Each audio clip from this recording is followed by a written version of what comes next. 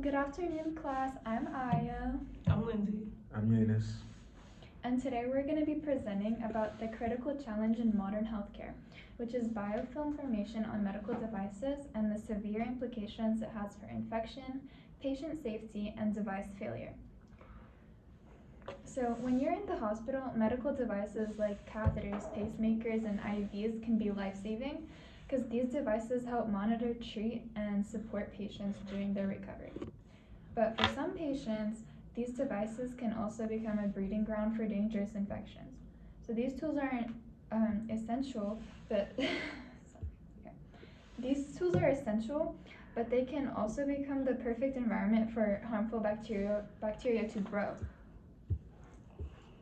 So this happens when bacteria form what's known as a biofilm, which is a sticky protective layer that attaches to the surface of medical devices.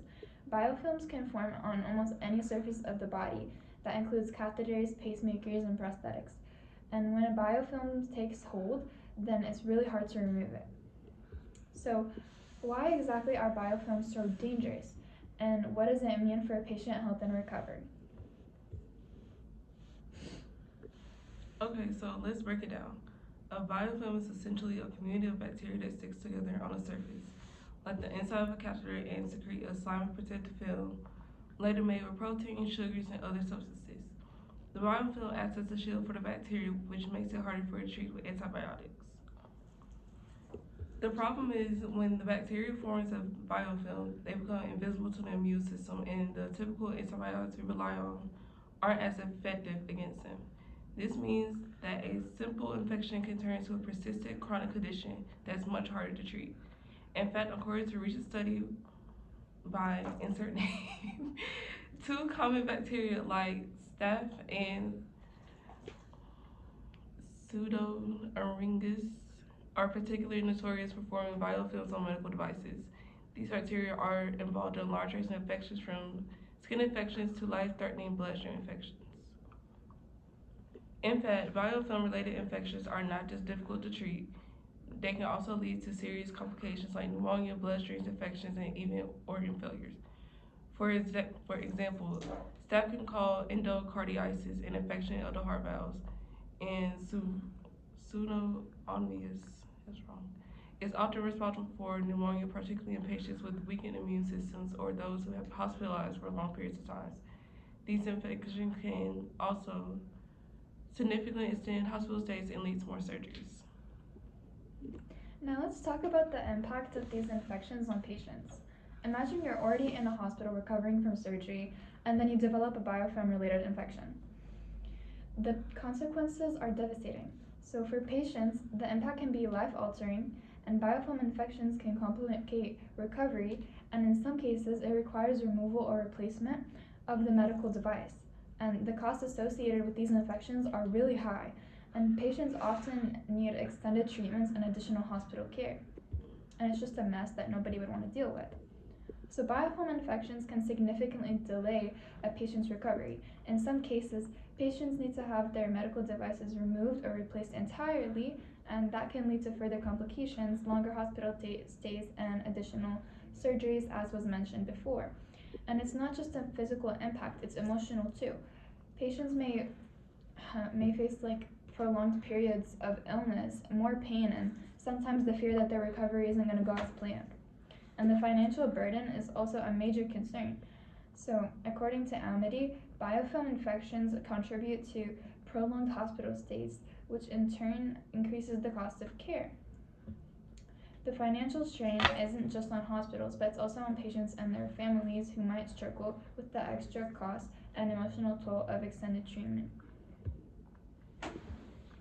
Okay. Thankfully, researchers and medical experts aren't sitting back. There's ongoing research into how we can prevent these biofilms infections or at least treat them more effectively. One promising strategy is to develop medical devices with specialized coatings that prevent bacteria from sticking to the surface in the first place. Take, for example, the work of D'Antonio. They have developed antimicrobial coatings that not only kill bacteria on contact but also prevent the bacteria from attaching to the surface of devices. These coatings could significantly reduce the chances of biofilms formation, making medical devices safer for patients. Another exciting approach focuses on disrupting the bacterial communication process known as quorum sensing. Bacteria in a biofilm communicate with one another through chemical signals, allowing them to coordinate their efforts and form a stronger biofilm.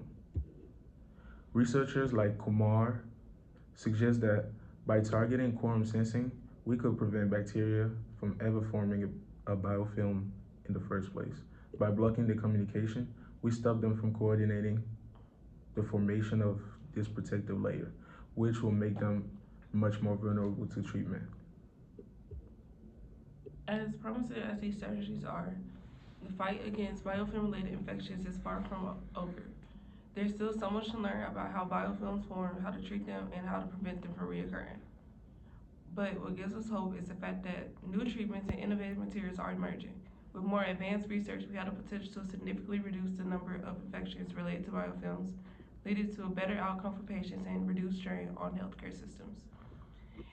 In the future, medical devices may be more resistant to biofilms, and doctors will have access to more targeted therapies that don't rely heavily on antibiotics. This could also help fight antibiotic resistance, which is a growing global concern. And at the end of the day, medical devices are meant to help patients heal, and they can contribute to a formation of harmful biofilms, and that makes recovery much harder. So you want to avoid that. Fortunately, thanks to ongoing research, we are making great strides in improving the safety of these devices. Yeah, we are not just talking about treating infections. We are focusing on prevention. With new materials and innovative techniques, we can help reduce the risk of biofilm formation and improve patients' outcomes. So thank you for joining us to learn more about the challenges and advancements in biofilm-related infections. The future of medical device safety is looking brighter every day. Thank you. Thank you.